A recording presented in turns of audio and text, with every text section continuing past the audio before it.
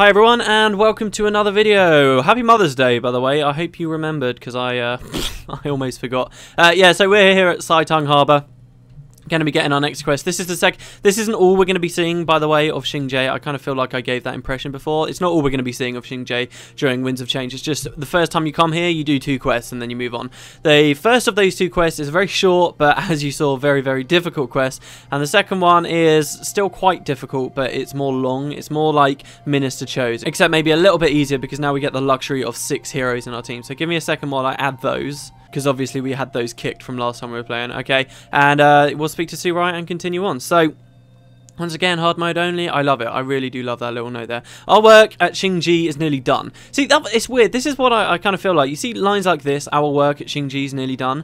It seems to me that all of the dialogue, like particularly for the quest acceptance and rewards, was all written without the writers having any real idea of what position is going to appear in the storyline. Like, that suggests that we've been doing a lot of work here at Xingye, but we haven't really. We've done 2 quests. Oh yeah, no, excuse me. There are 3 quests the first time you come here. So, does that really warrant our work at Xingye is nearly done? I don't think so. It's just weird. It's all quite disjointed. Like, they just wrote it before they had any idea of how many quests there were going to be and stuff like that. Like, they just wrote some generic dialogue that then could be slapped onto the quests as they were made finished. I don't know.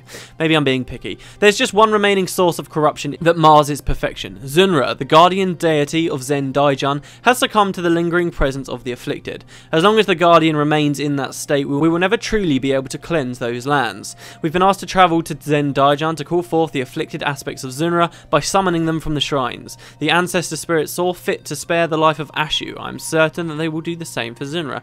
Well, I say again, actually, there's some interesting dialogue in this one here. They talk about Ashu again. This is a name we've heard already. Spared the life of Ashu. You've proven yourself a useful ally so far, and it would expedite our task if you would join us.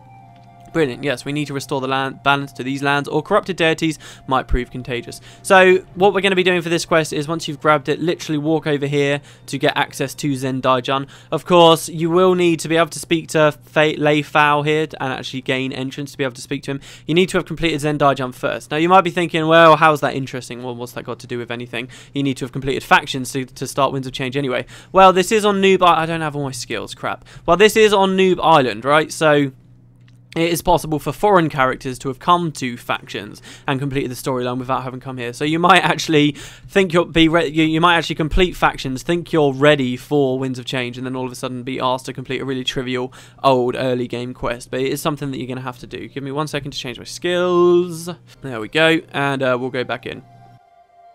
So yeah, if you do find that you're here and he's like, oh, you're not allowed entrance, that's because you need to complete the mission first. Which also, of course, means that you need access to that. So if you hadn't even been to Zen Daijun, for example, and you did the Haiju Lagoon one and didn't like map in there, then silly you, because you really probably should have. Yeah, so we're fighting more afflicted. They come in about groups of 4, I think, every single group you fight. And there's very little in the way of profession variety here, if you see what I mean. I think there's mostly only certain types of afflicted in most areas. The starting bit is very easy to over aggro, so you should I probably should have popped my Tengu after aggroing these guys, but what you want to do is just try and start dragging them over here. Come on, this way, so that you don't over aggro. This mission, really, you're not going to find it too hard. It's a long mission, but you shouldn't find it too hard as long as you are just careful about your aggro management. Like I said, they come in groups of 4, and often there aren't that many types of afflicted that you'll find around here. It's mostly rangers, and I think there's a few monks might not appear in all the groups. There's just a few select areas where there's some different types of professions, but other than that, you should be fine. So if you are struggling with it, then maybe this would be one of those. See, I don't want to go over there and accidentally aggro them. Maybe this would be one of those examples. See how now we've over aggroed and they're all charging from miles away. This might be one of those examples of a mission that you can tailor your team to try and be good to like sort out nice and quickly. I don't know.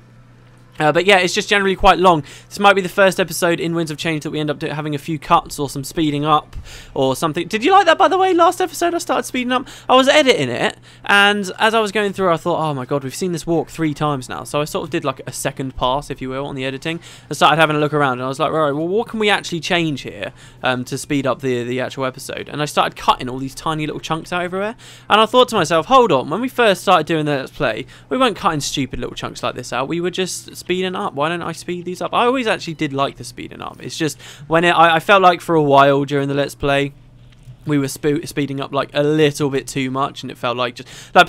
But then again, back during the earlier areas of Let's Play, by the way, I wiped there. I don't think that my team's going to fail here. I only wiped here because we were basically fighting 3 groups at once as we were going through. I love how the Angchu have all survived. That's awesome.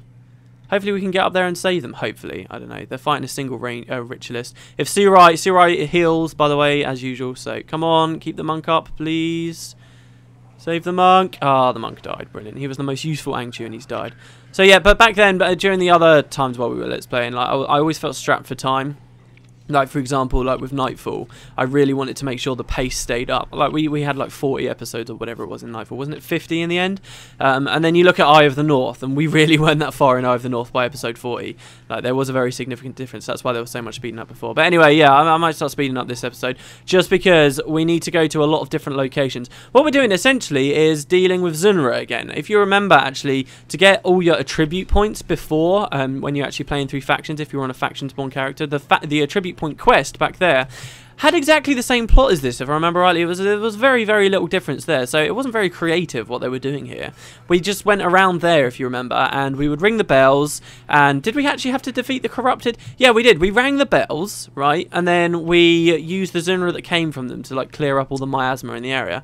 And then if you remember the last bit, we went into the temple in the middle, cleansed the whole area. We had all the miasma was gone. That was like the plot. It was like, yay, there's no more afflicted here, right? That was the whole point of that quest. And then right at the end, to top it off, there was an afflicted, corrupted Zunra appeared there as well, who we killed. So it's like, everything we're doing here, we've already done, literally. It's just that the quest is handled slightly different now. So instead now of getting rid of miasma all over the place, it's just the entire way through the quest we're going to be ringing the bells, and out of the bells the corrupted Zunras are going to be coming forth, and we kill those, and that's pretty much it. That's how this this whole quest goes. Speaking of Zunra being corrupted, last episode they were talking about Kaijan Don. And I was talking because I got confused. I was thinking of Kaijan Don as being the same as Zunra. And they're not the same entity, but it's quite weird because they're both like celestial. Like, they call it a deity, as we, you know, the accept reward for this quest just now calls Zunra a deity. But then Kaijan Don is one of like the celestial spirits who also happens to be a Kirin and is like revered in the area. So it's quite interesting to me. I wonder whether in the lore they're supposed to be that similar, and maybe ArenaNet are kind of... Well, no, see, this would just be me attaching the significance to it, but I wouldn't be surprised to see that they were essentially the same entity, just sort of worshipped in different ways as per the customs of the Cantham religion or whatever. I mean, I'm not 100% sure.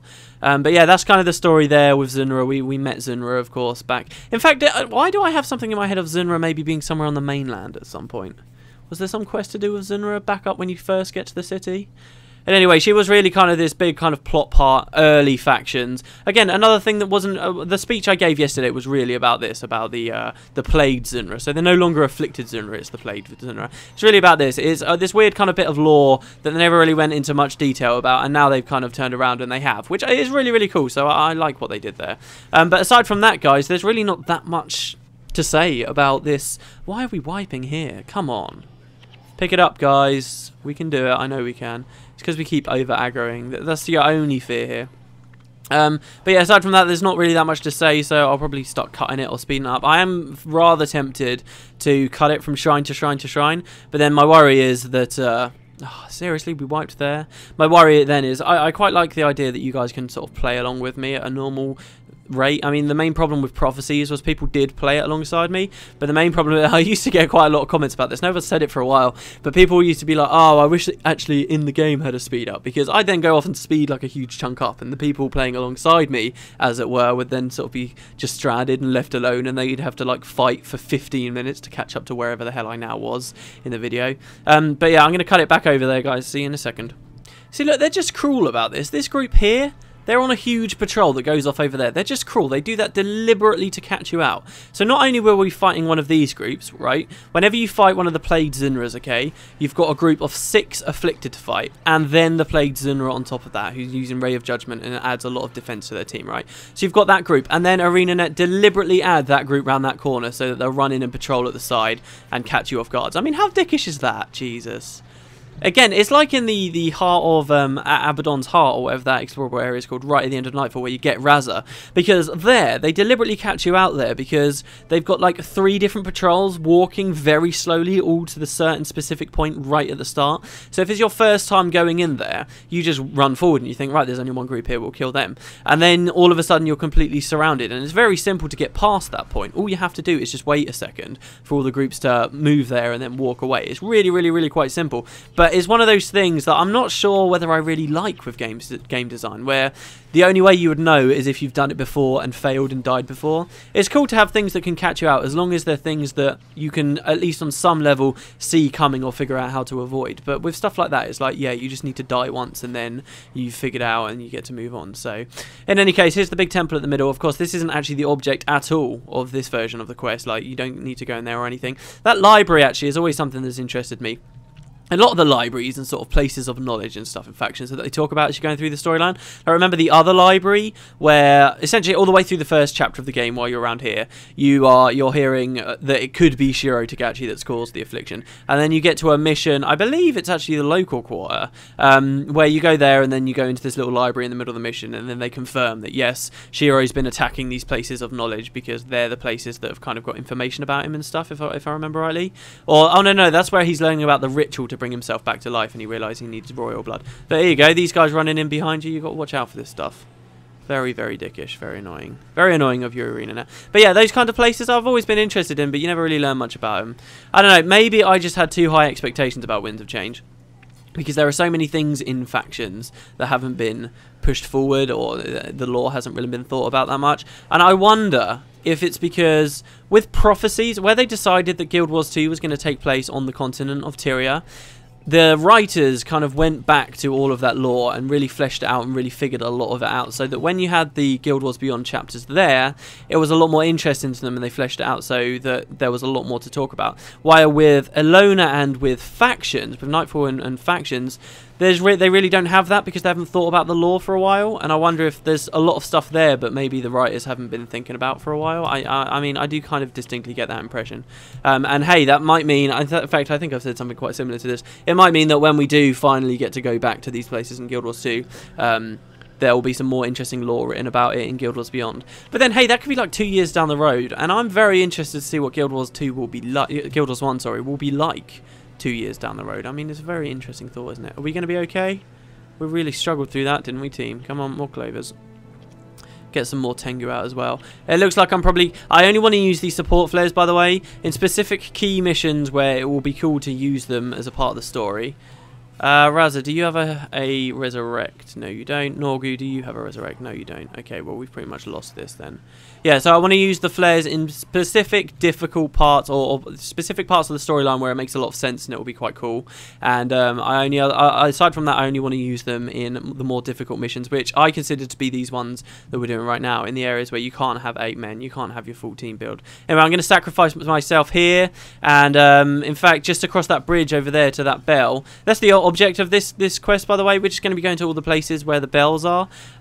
This actually, it's funny that they don't make this one a needle in a haystack, because I imagine that this one out of all of those would be a more interesting quest to do, where it's not a needle in a haystack, because some players will remember where all those bells are, and you can at least sensibly, using your own knowledge, figure out where to go. But instead, this is one of the ones where they straight up give you quest markers. It doesn't make any sense. Why?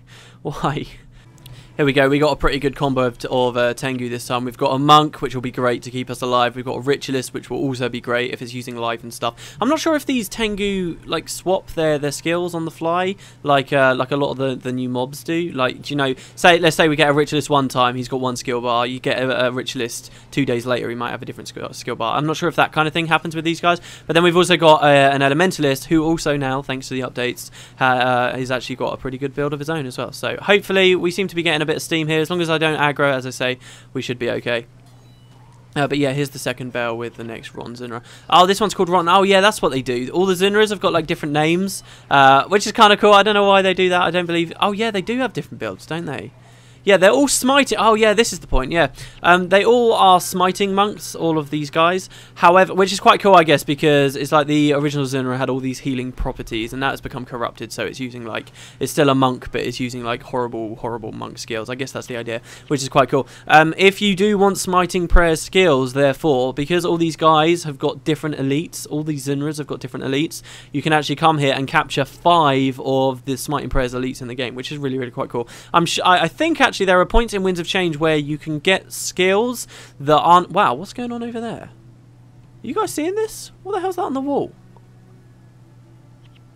Oh no, that's just a leaf. Oh my god. From back here, okay, that looked like a horse with wings. Okay, that's going to be so retarded, but I'm going to leave that in anyway.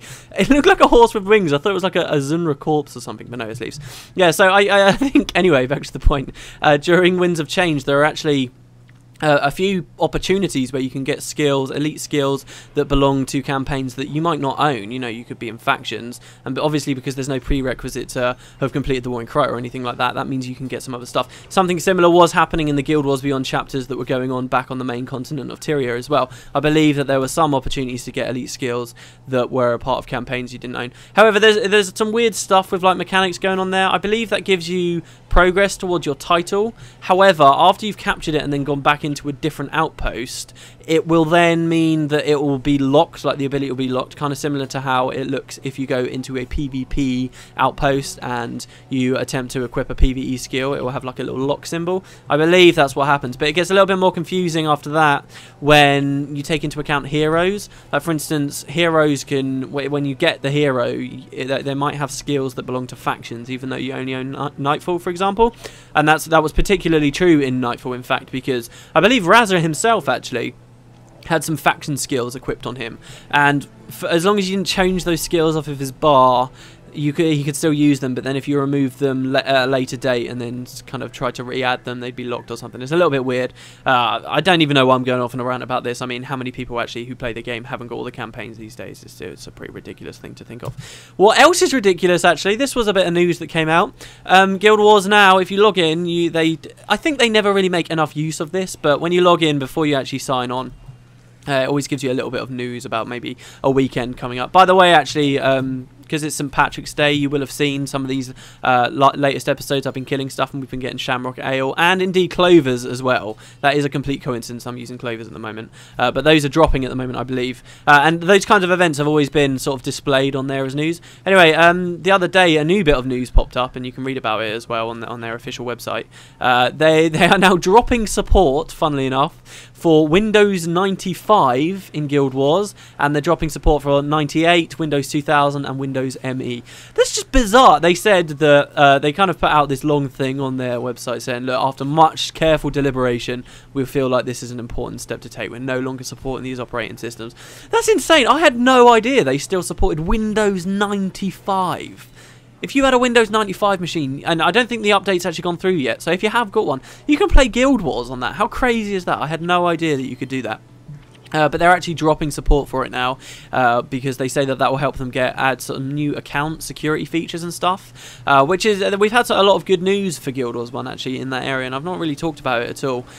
Really good news for me as well, because I thought it was actually a limitation of being a subscription fee less game.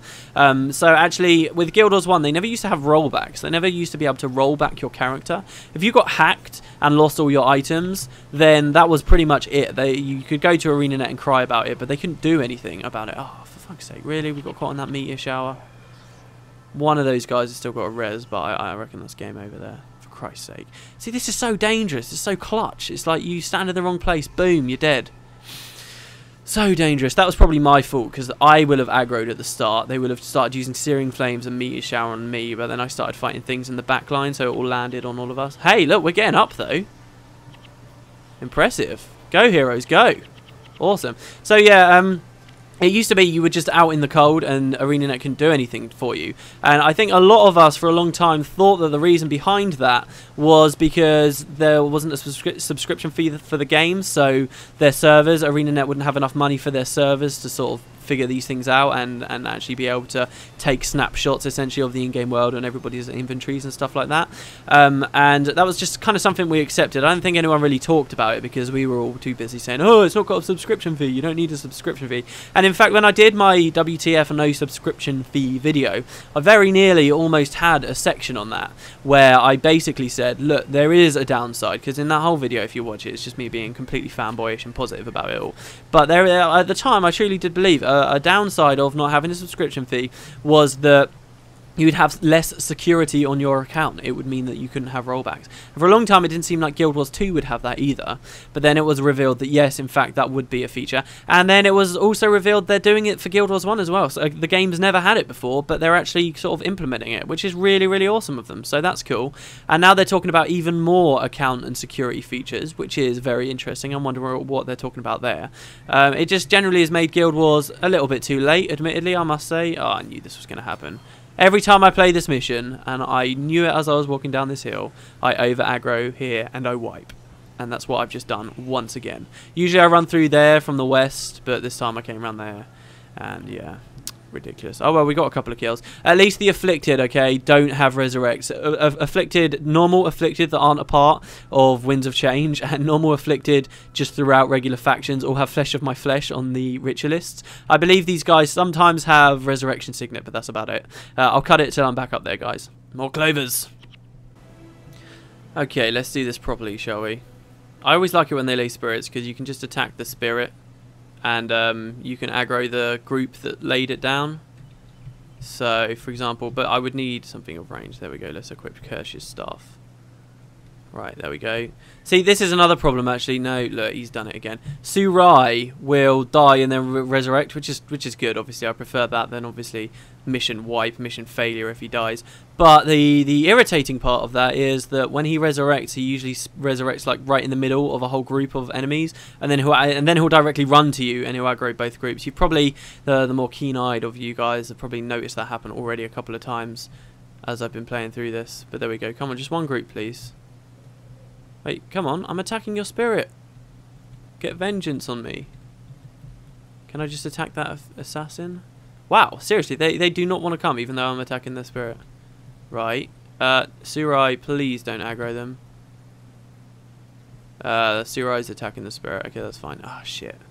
I really need to get a bow on these characters, but this is the thing, right? I rarely find myself in situations like this, and I always get a bit... See, I would have probably ages ago... We've double aggroed again. What the fuck? Is that? That is two groups. That has to be two groups. That's way too many enemies to be one group. Kill Surai. Now they're chasing me. Hopefully one group will give up and the other one will not. There we go. One group's given up. The other has not. Alright, brilliant. So we can go. Yeah, so I rarely find myself in kind of situation. I would have saved myself a lot of hassle. Hey, come back, come back. There we go. There we go. If way back in Nightfall... I just set up a proper hotkey for swapping my weapon set and then just made sure I had a longbow on there every time. I mean, back during Prophecies, we always used to get different kinds of equipment and I wanted to make good use of it, but we never really even used it that much there either. But then Prophecies was a whole different deal. Come on. Can we kill these guys? But yeah, what else? So yeah, it is Mother's Day. Like I said, I almost forgot. I've actually had at work like this little note thing that I've had written out on my computer so that I wouldn't forget.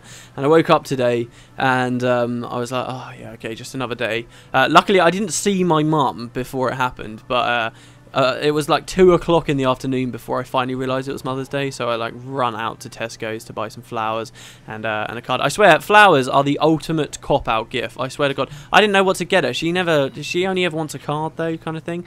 But the flowers are just brilliant. Whenever you want to get something, just get flowers. She absolutely loves flowers. But yeah.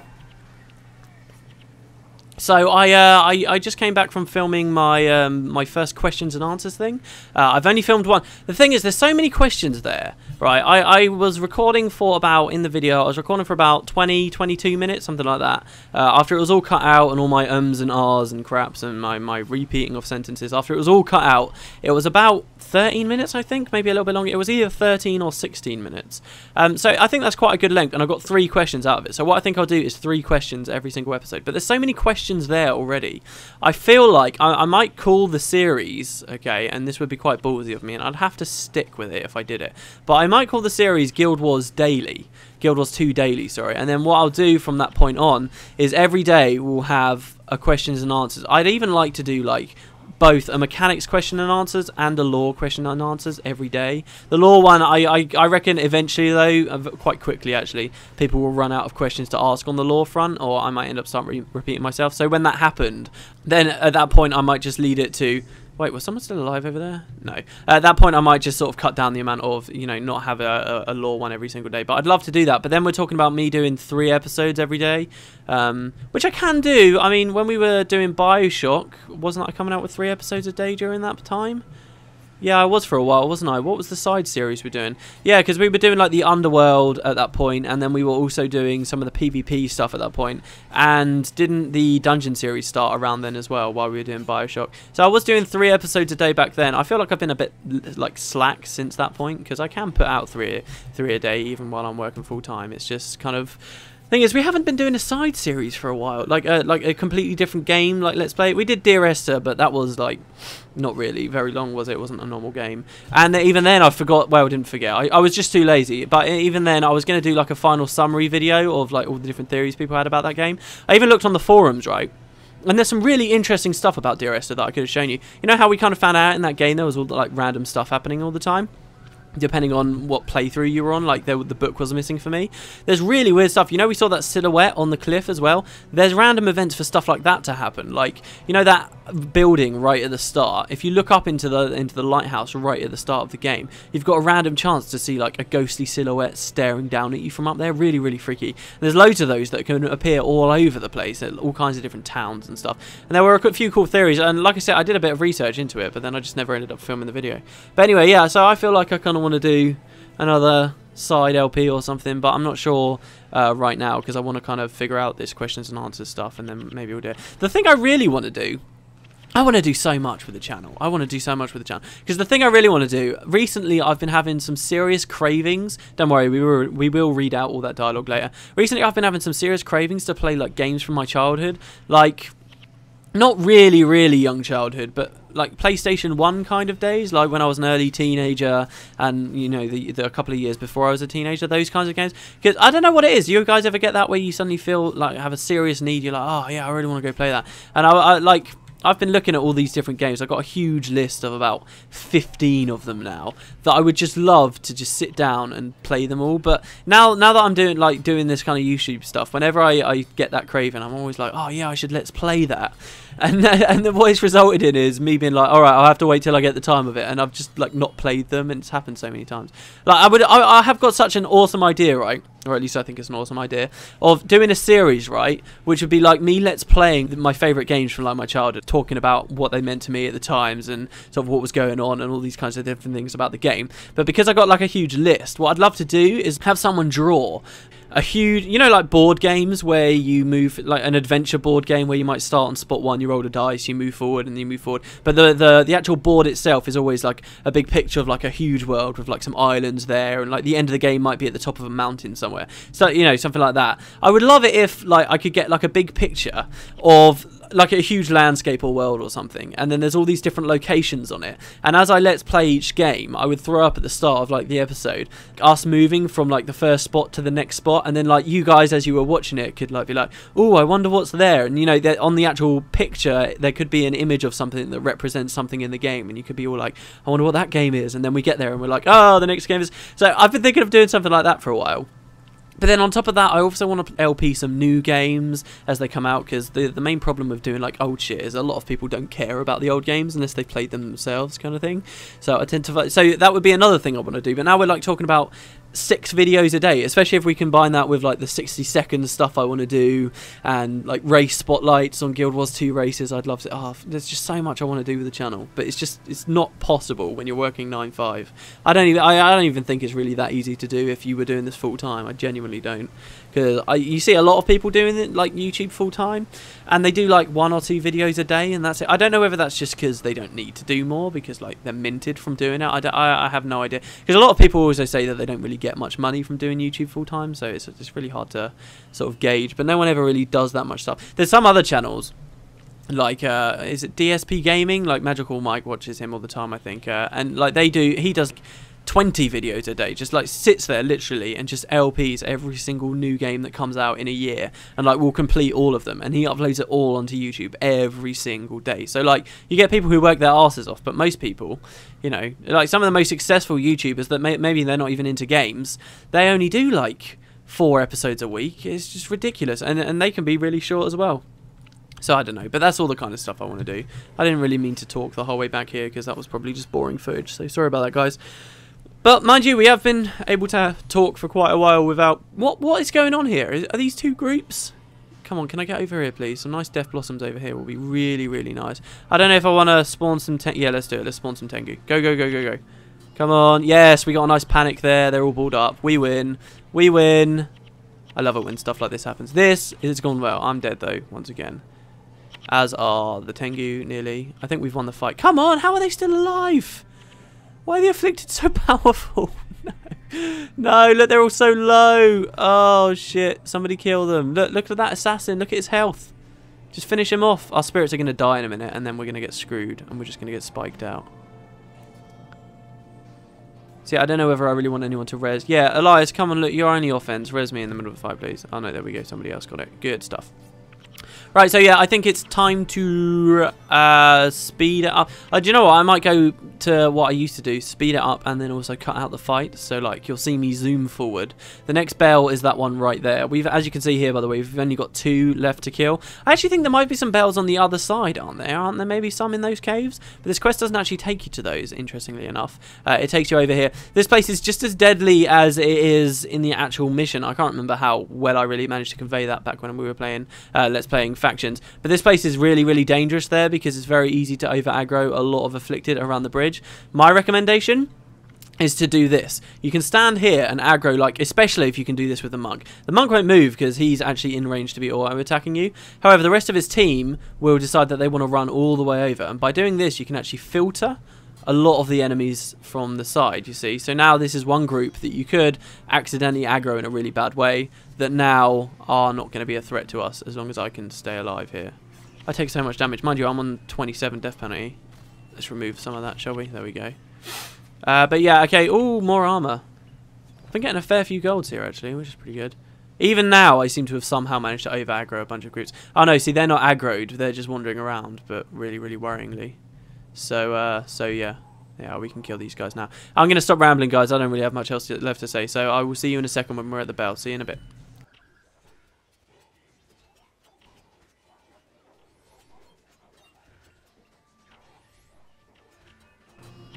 Oh my god, that went really well. Did you see that? They were all aggroed in like the perfect location. Nobody died. Oh, that was so good.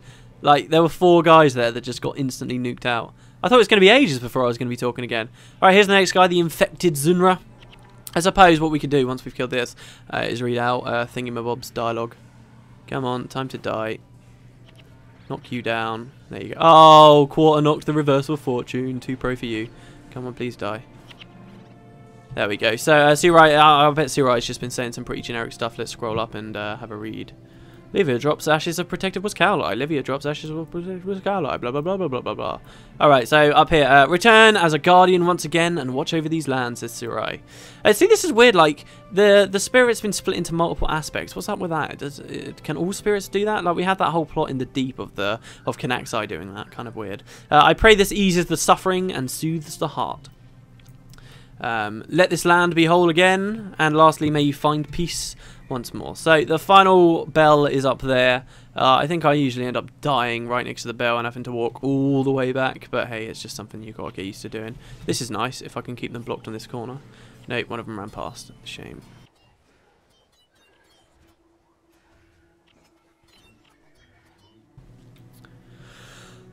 Blimey, alright, here we go, the last group. I think you've got to be careful of those guys up on the hill because they can aggro quite easily, but come close to the Zinra and do this. You don't actually have to ring the bells, which is quite weird. In fact, when I was playing with Mike, you'll probably hear, by the way, a lot of anecdotes of me playing with Mike, because that's just most of my experience of Winds of Change. When I was playing with him, I caused us to wipe, I think, or something really bad happened, because I ran over pretending to ring the bell before we were ready, and it spawned the Zinra immediately, and I was like, oh dear, okay, that's not good. But yeah, there you go, so there's the last one. Be at rest now, she says. And we are done. We've had enough of Surai. So, what do you guys think of Surai? She's alright, isn't she? She's a bit of a bitch when she first gets to know you, but I think she's okay cool now. And I think, actually, now we get to go... We either go back to Zairi, or... Wait, what's going on over there? Oh, yeah, that quest over there. That's this. I believe this woman here actually ends up marrying one of the henchmen. I think that's the character. Oh, no, it's Mei Ling ends up marrying one of the henchmen right at the end of Factions. Yeah, so this is actually us done on Xingji now. We go briefly back to the city, but not really for a quest, more to pick up a quest. And then we will be going to one of the other two regions here. It's anybody's guess. Which one do you think it is, guys? We'll speak to her first. She says, you have done well in aiding the people of Kantha and upholding the values of the Ministry of Purity. See that you continue to do so. You may wish to check in with Initiate Zairi once more to see how the battle has been progressing on the mainland. No problem.